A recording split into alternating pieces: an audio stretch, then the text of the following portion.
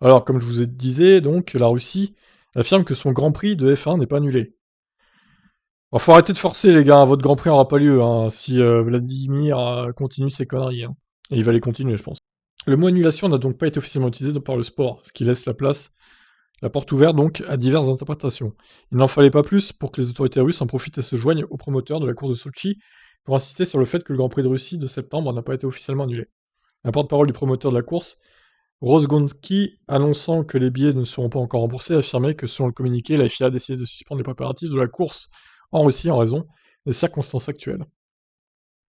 Serafim Timchenko, ministre des Sports du territoire de Krasnodar à Sochi, a déclaré à l'agence de presse TASS: pour le moment, le ministère n'a pas reçu de lettre officielle concernant l'annulation des courses. Nous ne pourrons donc nous fier qu'aux déclarations officielles dans les médias.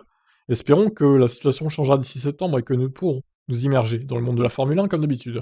Il est néanmoins très clair du côté des équipes que la course n'aura pas lieu. Selon elles, le terme d'annulation ne peut être utilisé à cause des assurances. Le cas de force majeure doit d'abord être reconnu, pour que la F1 n'ait pas à verser plusieurs dizaines de millions d'euros de dédommagement à Sochi. C'est à ce moment-là qu'une annulation officielle pourrait être prononcée. Bon, et ben pour l'instant, la F1 reste un peu le cul entre deux chaises, je dirais. Ils, ils disent en gros que ça n'aura pas lieu, mais ils laissent la porte ouverte, donc voilà, on sait pas trop. Le doute est permis. Bon, je pense pas que le Grand Prix ait lieu, honnêtement.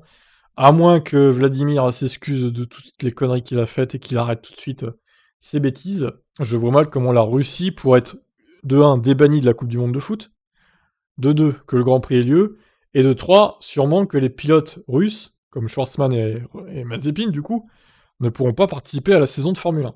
Schwarzman devait faire des essais libres, à mon avis il pourra pas, et Mazepin pareil, il pourra pas faire les Grands Prix, tout simplement. On attend la confirmation pour l'instant. Voilà pour ça, je vous laisse réagir, ciao.